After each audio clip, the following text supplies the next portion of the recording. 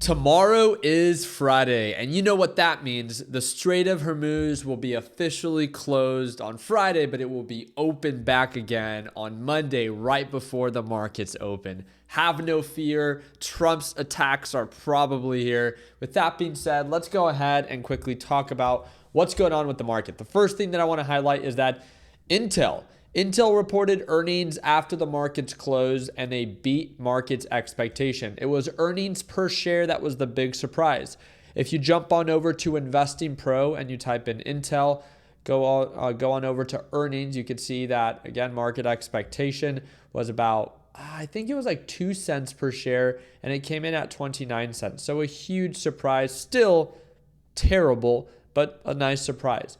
Revenue was also beat by 9.4%. It was more of the outlook of what it really presented for investors.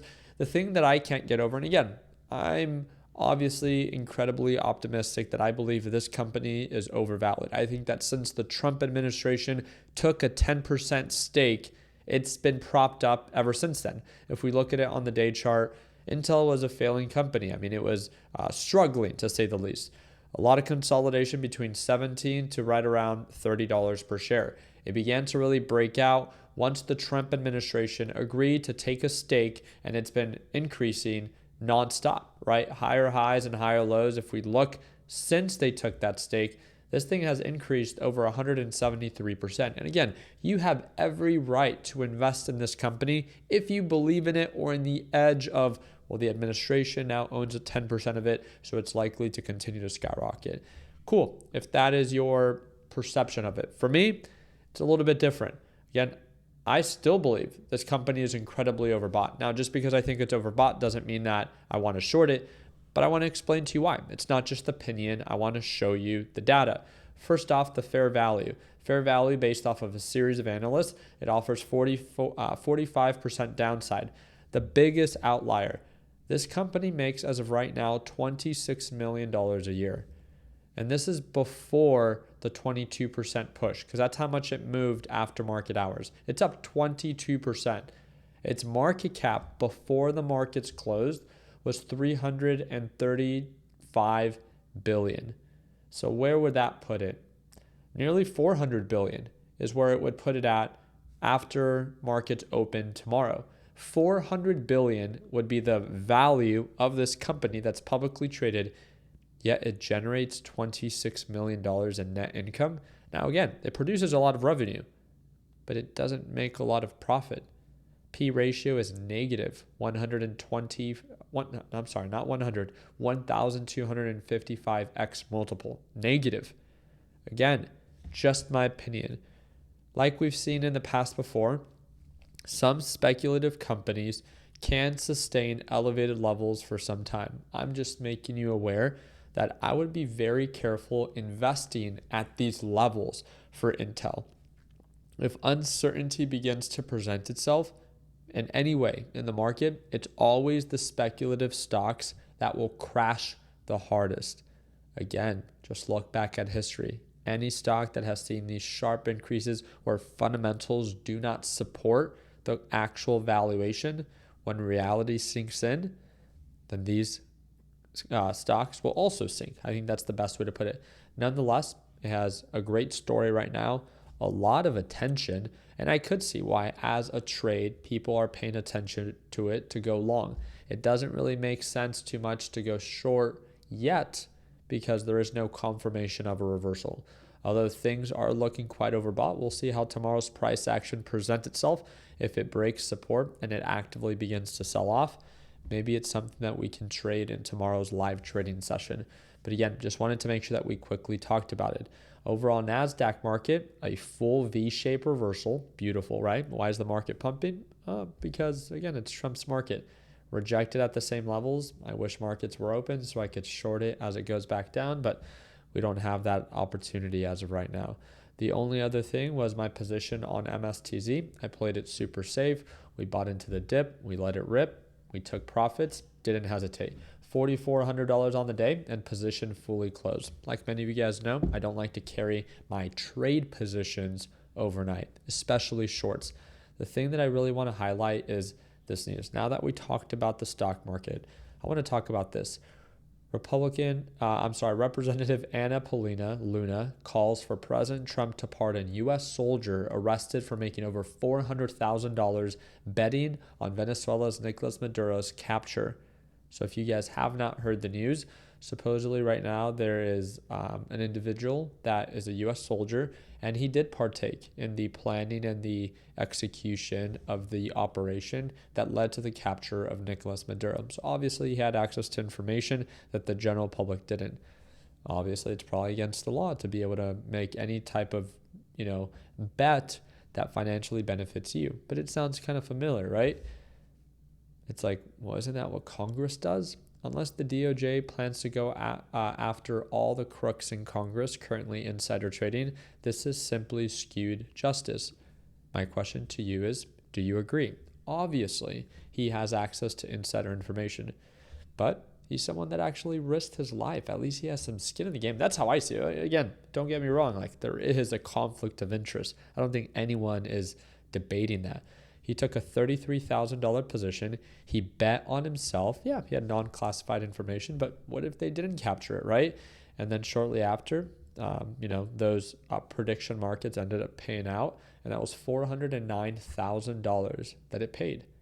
He made $400,000 with the bet that he placed on himself. If it didn't happen, then I guess he would have lost the $33,000. We wouldn't be talking about this, but everyone is kind of having a heyday on this because that's what Congress does. Congress invests in companies that they regulate, so therefore, they can make favorable decisions that either deregulate specific sectors that they're invested in. I mean, Trump is a perfect example of that. He calls himself the crypto president of the world, and he created a crypto company or a crypto project, whatever you want to call it, 2 months before he was inaugurated. Like, come on, right? There's a direct conflict of interest there. There's something almost poetic about how a U.S. soldier who risked death on behalf of the nation getting the book thrown at them for insider trading while the administration walks away scot-free. Again, I want to shed light on it. You might be like, well, Trump's great, right? And don't get me wrong. I mean, there's things that Trump has done that obviously, sure, I could agree with. With that being said, this is not one of them. I've been very vocal about it. I cannot stand this form of conflict of interest where the Trump family has made over $400 billion off of just this presidency. Crypto alone, it's been right around $3 billion. Oh, but Ricky, he doesn't take a salary. I wouldn't take a salary either if I made $3 to $4 billion. And the list goes on the handful of different things that he's been able to create while enriching himself as president. On top of that, this has nothing to do with, This has nothing to do with Trump's personal stake. This is actually just the U.S. government. President Trump says that the U.S. government should buy Spirit Airlines and sell it for a profit when oil prices go down. Again, in a perfect world, that would make a lot of sense. But if it doesn't pay off and oil prices don't come down anytime soon, then again, it's us, the American taxpayer, that's putting up the money for a $500 million loan to a failing airline company. At the end of the day, if they fail, it's not going to be detrimental to our economy. So again, a lot of people's debate when it comes down to this is just let it fail. On top of that, again, tech layoffs this year are looking bad. The labor market is looking incredibly weak. Meta, 8,000 jobs, 1,700, 1,600, Amazon, 16,000, Salesforce, 1,500, 1,000, 5,100, 2,000, Oracle, 20 to 30,000, Meta Reality Labs, 1,500. I just wanted to shed light on markets are trading currently at all-time highs when there's a super weak labor market and only getting weaker. Rising inflation, rising oil prices. It's incredibly expensive to own a home. The average American is struggling, but guess what?